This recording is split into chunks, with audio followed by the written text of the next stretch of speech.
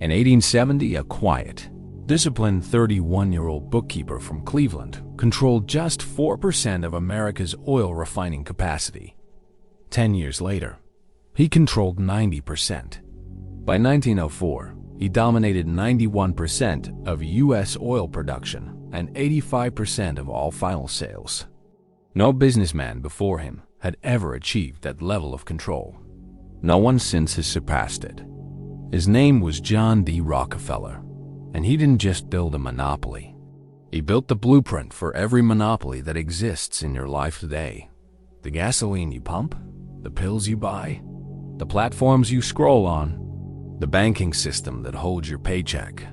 Every one of them uses the same architecture Rockefeller engineered in the late 1800s. When Standard Oil was broken apart in 1911, people thought the monster was dead. They were wrong. The creature didn't die. It evolved. It spread. And today, in 2025, you live inside its perfected form. Rockefeller built something more dangerous than a corporation. He built a method copied by Amazon, Google, Pfizer, JP Morgan, and every dominant corporation on earth. Vertical integration, horizontal consolidation, regulatory capture, philanthropic power laundering, corporate structures designed to survive antitrust laws. Rockefeller's system turned the chaotic 19th century oil industry into an organized empire. And that same system now organizes your entire economy. To understand why the world works the way it does today, you must understand how Rockefeller built his empire, because we are all living inside its shadow. John Davidson Rockefeller was born on July 8, 1839, in Richford, New York. His father, William Big Bill Rockefeller, was a traveling snake oil salesman, a con man who sold fake cancer cures and disappeared for months at a time. His mother, Eliza, was a devout Baptist who believed in discipline, frugality, and moral certainty. From his father, Rockefeller inherited cold-blooded ruthlessness. From his mother, he inherited iron discipline and the belief that God had chosen him for greatness. This combination, predatory instinct fused with religious conviction, became the core of his business philosophy. Rockefeller didn't believe he was greedy. He believed his monopoly was moral, even divinely justified, because it brought order to chaos. In 1859, the modern oil industry was born in Titusville, Pennsylvania. Thousands of speculators rushed west to drill wells, hoping to strike fortune overnight. It was economic chaos. Booms, crashes, wildcat drilling, bankruptcies, floods of oil followed by crippling shortages. Rockefeller, then a 20-year-old bookkeeper, saw what no driller saw. Drilling was a gamble. Refining was a system. Refining crude oil into kerosene, the fuel that lit 19th century America, was the real business. So in 1863, Rockefeller invested $4,000 into his first refinery. Within 2 years, it was the largest in Cleveland. But there was a problem. Cleveland had 30 refineries, all fighting each other in a race to the bottom. Most businessmen tried to compete. Rockefeller didn't. He tried to eliminate competition entirely. This is where he invented the method that still rules the world today. Step 1. Vertical integration. Control every rung of the ladder. Others bought barrels. Rockefeller bought the barrel factories. Others paid railroads. Rockefeller built tank cars and negotiated secret rebates. Others paid distributors. Rockefeller bought distribution networks and sold directly to consumers. Every step in the process that once generated profit for someone else, he absorbed it. Competitors paid 25 cents per barrel for containers. Rockefeller produced them for 15. Competitors paid railroads full price. Rockefeller forced railroads to pay him rebates. Competitors sold kerosene at razor-thin margins. Rockefeller could sell below cost and still profit. Vertical integration wasn't efficiency. It was a weapon. By 1870, Rockefeller formalized his empire into Standard Oil of Ohio. He controlled 4% of all U.S. refining. that wasn't enough. He wanted the entire nation. And phase 2 of his system was about to begin. The phase that would make him the most feared businessman in American history. Rockefeller understood something his competitors didn't. You don't win by fighting competitors.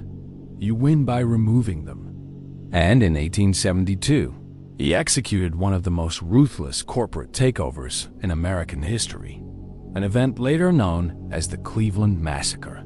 Cleveland had 26 refineries. Rockefeller owned just a few.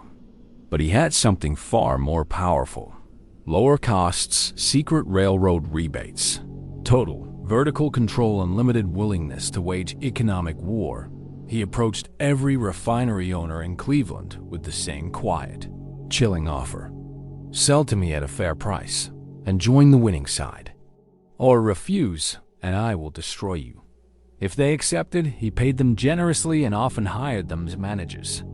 If they refused, Standard Oil unleashed price warfare. Rockefeller would drop kerosene prices so low that competitors lost money with every sale.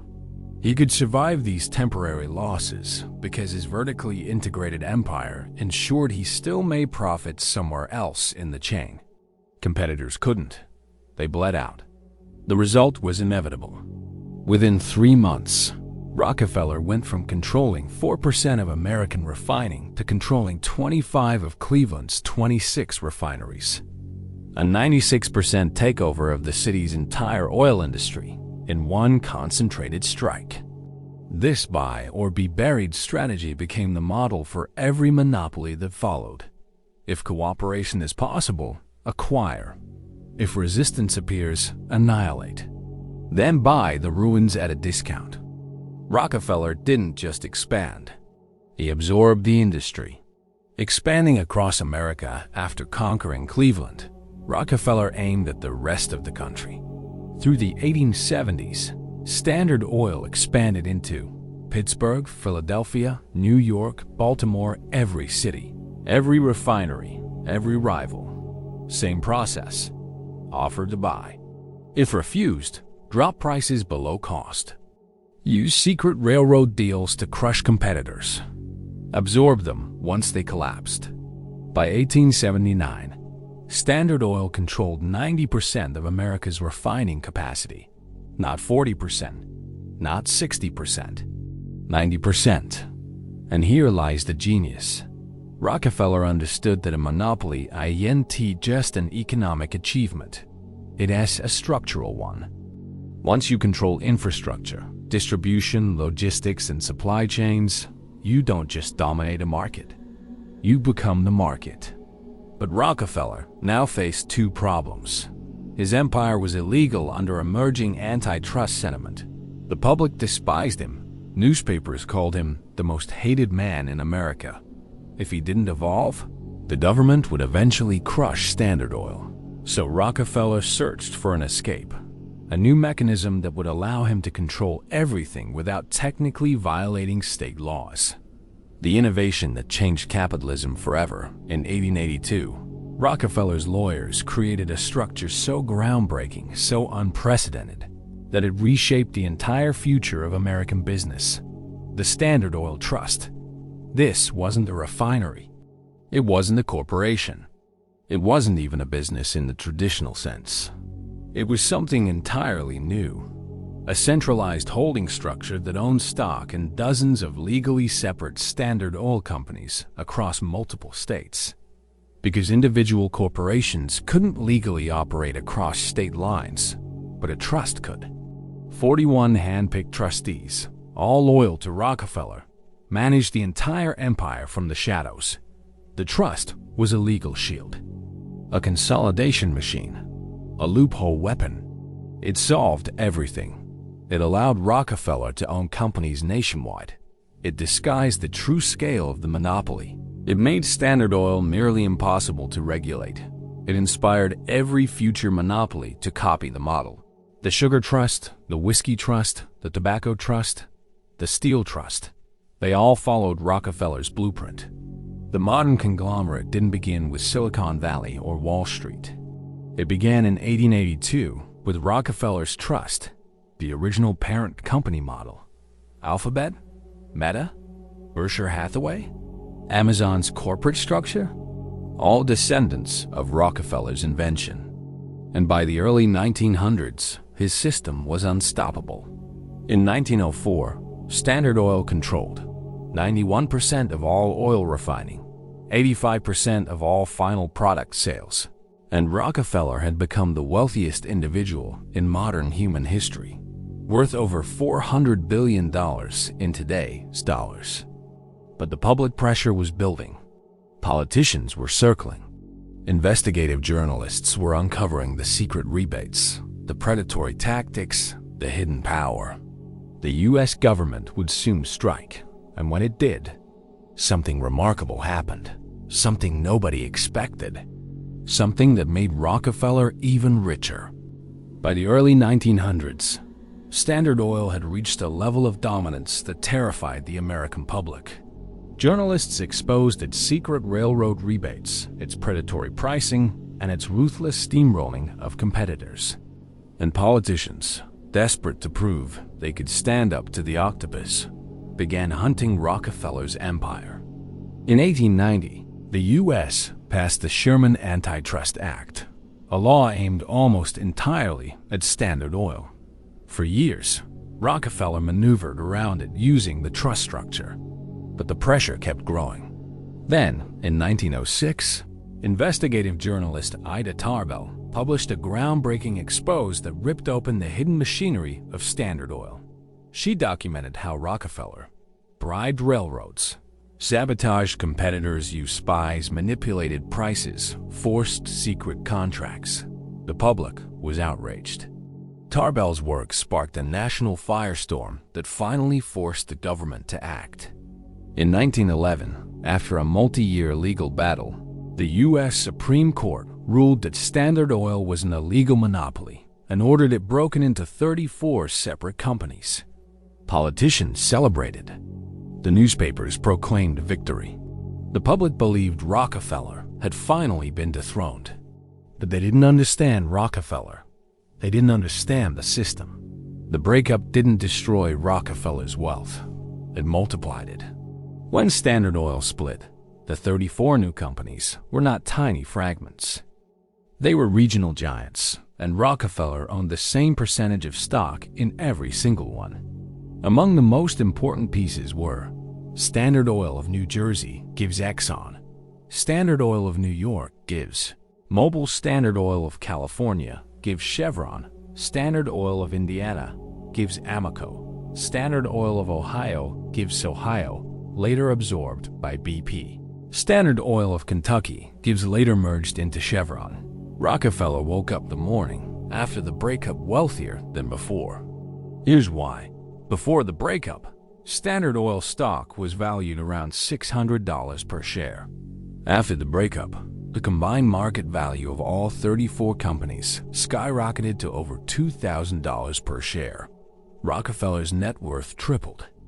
The government thought it had slayed the Titan, but the Titan had simply grown 34 heads. Over the next century, the broken pieces of Standard Oil began merging back together. Exxon and Mobil merged in 1999. Chevron absorbed Gulf Oil and Standard Oil of Kentucky. BP absorbed Amoco and Ohio today. The descendants of Standard Oil effectively control the same share of the global energy market as they did before the breakup, just under different names. Rockefeller's enemies had accidentally created the most valuable corporate family tree in history. But this still wasn't Rockefeller's greatest legacy. The real legacy wasn't oil. It wasn't his wealth. It wasn't even Standard Oil. The real legacy was the system, the operating model every mega corporation now uses to dominate entire industries. And that system was about to spread far beyond oil. After Standard Oil's breakup, every major U.S. industry studied Rockefeller's methods. And one by one, they copied him. Rockefeller's playbook had 4 pillars. Vertical integration, own every step of the supply chain. Horizontal consolidation, eliminate or absorb all competitors. Regulatory capture, shape the laws that govern your industry. Philanthropic influence. Use foundations to buy legitimacy and steer policy. That framework became the DNA of the 20th century economy. Steel, railroads, sugar, tobacco, finance, automobiles, all adopted his model. But the system didn't stop evolving. It adapted to new technologies, new markets, new political structures. And in the 21st century, the companies dominating your life today, Amazon, Google, Pfizer, JP Morgan, Meta, are using Rockefeller's playbook more effectively than Standard Oil ever could. Rockefeller built a monopoly using railroads and kerosene. Modern corporations built theirs using data, algorithms, logistics networks, intellectual property, and globalized supply chains. The core method never changed. Only the tools did. And no modern company demonstrates Rockefeller's legacy more clearly than Amazon, the textbook example of 21st century vertical dominance. Rockefeller didn't build an oil empire. He built a method, and today, the corporations that control your life use it more efficiently than Standard Oil ever could. No company showcases this better than Amazon. Amazon, Rockefeller's playbook in digital form. Amazon follows Rockefeller's 4 pillars with near-perfect precision. 1. Vertical integration. Amazon owns warehouses, robots, trucking fleets, cargo jets, delivery vans, payment systems. Oz alone generates $90 billion a year. Amazon's modern refinery. Rockefeller controlled railroads and refineries. Amazon controls logistics and the internet's backbone. 2. Horizontal consolidation. Over 100 acquisitions. Whole Foods, Twitch, Ring, MGM. When Amazon can't buy a competitor, it copies them. Third-party sellers unknowingly give Amazon their sales data. Amazon launches cheaper Amazon Basics clones and buries the original. That's Rockefeller's price war tactic times 10. 3. Regulatory influence. Rockefeller shaped railroad rules. Amazon shapes e-commerce rules. Its lobbying power protects its dominance and crushes smaller competitors. 4. Philanthropy as image control. Bezos uses philanthropy to soften public perception, exactly as Rockefeller did. Google, the trust reborn. Google's parent company, Alphabet, is a modern Standard Oil trust, a holding structure controlling dozens of subsidiaries. Google, YouTube, DeepMind, Waymo, Verily. This setup hides internal coordination, minimizes liability, optimizes taxes, makes breakup nearly impossible. Google controls 92% of global search, more than Standard Oil ever controlled of oil. And regulators excuse it because the product is free. You pay with your data instead of your dollars. Rockefeller would have called it genius. Big Pharma. Rockefeller's hidden masterpiece. Rockefeller didn't just dominate oil.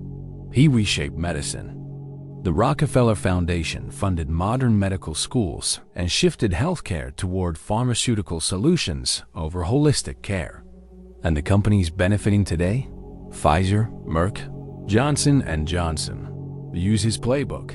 Massive lobbying, regulatory capture, FDA user fees, patent extensions, endless consolidation, control of scientific standards. The structure is pure Rockefeller. Banking. The 1882 model lives on JP Morgan Chase, Bank of America, Citi, all use holding company structures invented by Rockefeller's trust. These structures let them move risk between subsidiaries, avoid strict regulation, operate globally with one central command. The same design that shielded Standard Oil in the 1880s shields global banking today. Rockefeller's method now runs your shopping, Amazon your information, Google your medicine, pharma your money, banks. The names changed. The system didn't. Rockefeller's most brilliant innovation wasn't vertical integration or trusts or price wars. It was philanthropy. In 1913, he created the Rockefeller Foundation, and on the surface, it looked like generosity. But underneath, it was a strategic masterpiece that achieved three goals at once: massive tax avoidance, public reputation repair, long-term influence over science, medicine, and policy. The foundation funded universities, medical schools, and public health programs. It shaped what doctors were taught, which research received funding, and which treatments became standard. It didn't just give away money. It steered the direction of an entire society, and the pharmaceutical industry built on that foundation still benefits today. Modern billionaires copied this instantly. The Gates Foundation, global health, vaccines. Who influence? Chan Zuckerberg Initiative, data, education, policy. Warren Buffett's donations, channeled through Gates. These aren't just acts of charity. They're pressure valves, tools to steer public policy while maintaining public admiration. Philanthropy became a shield, a weapon, a strategy of control, just as Rockefeller designed it. The system you live inside, the Rockefeller method, isn't a conspiracy theory. It's simply how modern capitalism works. Vertical integration keeps costs low and competitors helpless. Horizontal consolidation leaves only 3 to 5 mega corporations in every sector. Regulatory capture ensures laws protect the biggest players. Foundations buy influence and legitimacy. And this system is now woven into every part of your life. Gasoline from Exxon, Chevron, BP, Standard Oil descendants shopping through Amazon. Rockefeller logistics at scale, searching through Google. A trust with total data dominance. Pharmaceuticals shaped by Rockefeller medical education. Banking controlled by holding companies modeled on Standard Oil structure. Every choice you think you're making is just a branch of the same old corporate tree. You don't escape the system. You participate in it, by design. Rockefeller built a system that outlived him by 150 years. A system that extracts wealth efficiently, invisibly, relentlessly. And right now, in 2025, you are living inside the world he engineered. Here's the part almost nobody understands. Rockefeller didn't just build an empire. He built a mechanism that continues pulling wealth upward, quietly, automatically, every single day. And in 2025, that mechanism surrounds you. You don't see it. You don't vote for it. You don't opt into it. You simply live inside its architecture. Rockefeller called competition a sin, not because he feared rivals, but because he believed competition created chaos and destroyed efficiency. His solution was a system where 3 to 5 dominant players control every sector, using the methods he pioneered. And that is exactly the world you live in today. You think you have choices. You don't. You think you choose where to buy gasoline. But your options are all descendants of Standard Oil. Companies like ExxonMobil, Chevron, or BP. Choose any one of them. The profits flow through the same Rockefeller-designed supply chain. You think you choose where to shop. But Amazon forces every retailer to match its prices or die. Your choice is either Amazon's vertical empire or companies forced to imitate its structure. You think you choose where to get information. But Google controls 92% of global search. That's a level of dominance Standard Oil never achieved. You think you choose how to communicate. But Meta owns Facebook, Instagram, and WhatsApp. 3 platforms, 1 corporate brain. You think you choose healthcare. But the entire medical system was shaped by the Rockefeller Foundation. And modern pharmaceutical giants like Pfizer and Johnson & Johnson operate inside that blueprint. You think you choose where to bank. But JP Morgan Chase, Bank of America, and Citigroup function using the holding company model Rockefeller introduced in 1882. Different industries, different eras, same method. How the system extracts wealth from you. The brilliance of Rockefeller's system isn't that it forces you to buy from one company. Is that it funnels every dollar through a network of dominant corporations using identical structures. You spend $3,000 plus a year on Amazon products, $4,000 on gasoline, $5,000 on healthcare beyond insurance, $4,200 plus on technology, data plans, and digital services. That's over $13,000 per year flowing into corporations built on Rockefeller's blueprint. Over a 50-year adult life, that's $650,000 shifted upward from one individual, not into small businesses, but into mega corporations designed for permanent dominance. This isn't theft. This isn't conspiracy. This is structure. A structure where every path, every choice, every necessity leads into the same system of vertical integration, consolidation, regulation, and influence management. Exactly as Rockefeller designed it. Why you can't escape? Try escaping. Stop buying gasoline? You can't get to work. Stop using Google? Every alternative is inferior. Stop buying from Amazon? You pay more and receive less. Stop engaging with Meta's platforms? You lose social connection. Reject pharmaceutical medicine?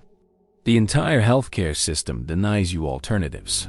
Avoid major banks? Your ability to participate in modern life collapses. Rockefeller's true genius wasn't domination. It was creating dependencies. Dependencies so deep that every attempt to break free only pushes you deeper into the system. He didn't build Standard Oil. He built the operating system of modern capitalism. A system that extracts value from billions of people and concentrates it into the hands of a few dominant corporate entities, generation after generation. And the most shocking part? The system has become stronger without Rockefeller than it ever was with him. John D. Rockefeller didn't just build an oil monopoly. He built a system, a repeatable blueprint that survives its creator and adapts to every new industry. Carnegie, Vanderbilt, Morgan built industries. Rockefeller built a framework that outlived him by 150 years. When he died in 1937, Standard Oil had been broken up for decades. But the system he created had already become the skeleton of modern capitalism. Vertical integration became normal. Horizontal consolidation became expected. Trust structures evolved into holding companies. Regulatory capture became lobbying. Philanthropy became policy influence. The method spread into every major sector. Today, in 2025, the Rockefeller blueprint defines all your daily interactions. Amazon dominates retail and logistics. Google dominates information. Meta owns social connection. Pfizer shapes medicine. JP Morgan. Chase shapes finance. Different companies. Same system. The end state Rockefeller predicted. Rockefeller believed competition was wasteful. He believed capitalism naturally evolves toward 3 to 5 dominant firms in every industry. Look around. Oil gives 3 giants. Retail gives 3 giants. Tech gives 5 giants. Banking gives 4 giants. Search gives 1. Social media gives 1 parent company. This is exactly the world Rockefeller foresaw. A world where consolidation is not corruption, but the natural outcome of efficiency. You don't escape the system, you navigate it. You have 3 options in a world built on Rockefeller's blueprint. 1. Accept it. Use the system's efficiency. Fast shipping, cheap products, global connectivity. 2. Resist it. Support antitrust. Buy local. Use alternative platforms. Difficult, slow, often symbolic. 3. Position inside it. Rockefeller wasn't crushed by the system because he owned the companies that controlled it. You can do the same on a smaller scale by owning the dominant firms instead of being only a customer. This isn't financial advice. It's strategic awareness. Welcome to Rockefeller's world: vertical integration, consolidation, holding companies, regulatory capture, philanthropic influence. This is the architecture of the modern economy. The invisible machine you live inside. You don't escape Rockefeller's system. You simply learn to see it. And once you see it, you recognize it everywhere.